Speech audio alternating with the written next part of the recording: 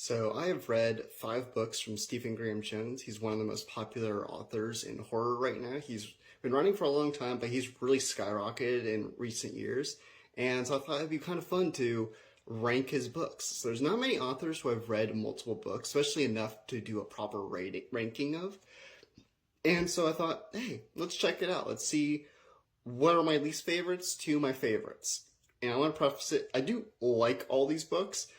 I just don't love all these books, but it'll be a good time. Let's start off with the final book in the Indian Lake trilogy, The Angel of Indian Lake. I was a little disappointed with this book. I found it a little underwhelming. Going from Jay Daniels' arc from book 1 to book 2 to book 3, the jump from 1 to 2 worked so well, and 2 to 3, some things worked, some things didn't. Toward the conclusion of certain characters is not satisfying, not what I really was looking for. And there's a lot of there's a lot of problems that come up in this story, and the solutions kind of come a little too quick sometimes. So it just feels like we're doing a lot of things and we're kind of resolving them almost immediately or a little too quickly. It's still a good time. I love Jay Daniels. I think she's one of the best final girls in literature, and it's always a good time hanging out with her and what kind of adventures she has to unfortunately go through. So it's a good time, but the first 2 books are way better. The Last Final Girl, another slasher. This dude loves slashers. If you follow him on social media, you know Stephen Graham Jones loves slashers, and I do too. That's why I've read so many of his books, especially his slashers. And this follows a bunch of different POVs. Lindsay, she's the most popular girl in school. She survives a slasher who cuts away through a party that she was at. And so you get some different POVs of people who are dealing with the aftermath, but also the killer ends up coming back. And so everyone has to survive yet another guy, or same guy, coming back with the Michael Jackson mask, killing people. Very traditional take of a slasher compared to the Indian Lake trilogy. Very stylish. Like you kind of felt like you're through the POV of a camera, and you're going through like the editing process, because it's like it describes the way the cut to this person over here and the camera swoops over here. It's like sort of like very cinematic, almost like you're in the editing room editing a movie or something, or you're a director with your editor and you're going through the movie and how you're going to cut this movie together. It's a little bit like that. It's really cool, really stylish, really original. It's not my favorite slasher ever, but it's a good time and it's very original. This is the book that I feel like everyone talks about, or one of the books that everyone talks about, The Only Good Indians.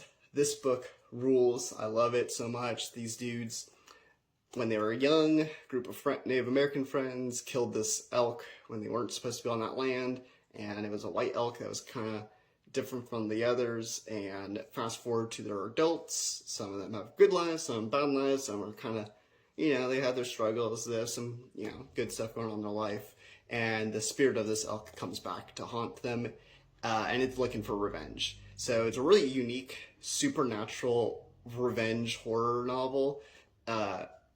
Really excellent.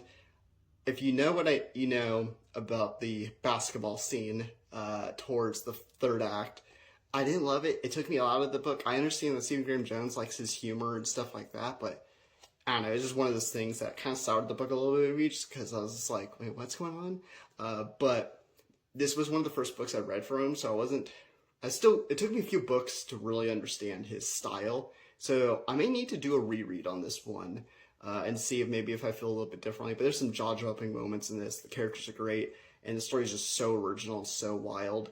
There's some moments you're gonna have audible reactions to.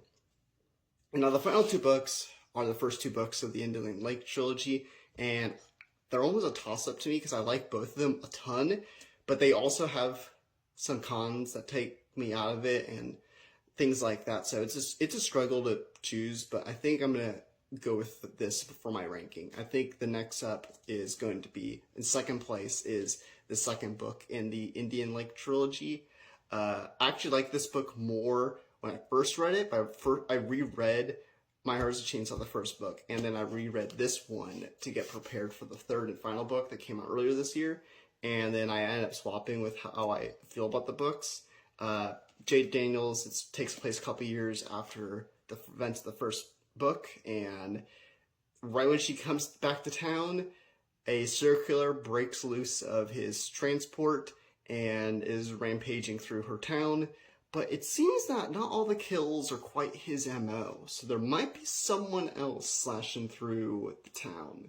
And super cool, way more thrilling and faster paced than the other book, the first book, and super gore. I love his kills. Like, if you are looking for gore, Stephen Graham Jones is the dude to read his books, because he loves his gore and he delivers really great kills. And the kills in this book are, oh man, so good, so good. And I love the way Jade Daniels rose in this book, and this is a great slasher to check out. My Heart is a Chainsaw, the first book, it's probably my favorite Stephen Graham Jones book. I think the introduction of Jade Daniels, I actually didn't like. When I first read this book, I couldn't understand her character, and I couldn't quite get on board with her. It's not until like about 150, 200 pages when it kind of shows why she is the way she is, and it kind of makes you go, oh, I get it. So actually, when I did the reread, knowing what I know, it actually helped a lot when I read this book. Jade Daniels in this book is a high schooler who, she's a teenager who cried slasher. Keep talking about how there's slasher coming through, and she kind of is crossing her fingers for that. She just hates her town, she's depressed, she has all these issues and stuff like that, and she's sort of taking it in a way by coping with her issues by delving into slashers and stuff like that. But it kind of makes her a little naive to what that would actually be like, and when bodies really start dropping, it starts really exciting, and then when the reality of it all comes crashing to her, she learns the hard way that you do not want a slasher coming through your town. And really excellent character. I think probably the best final girl in literature, at least that I've read.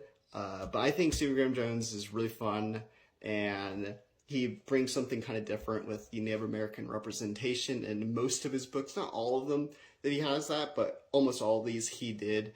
And it's just kind of brings something different thematically, character-wise, and he always has a unique perspective, even on genres that have been done to death, like slashers, which I love, but he managed to bring something so fresh. So I highly recommend checking out any of these books, and make sure you check out my book, The Huntress and the Trickster, if you want a gory urban fantasy novel, and like, comment, favorite, tickle the algorithm, get that engagement up, and that'll help me out with my content. Thank you very much.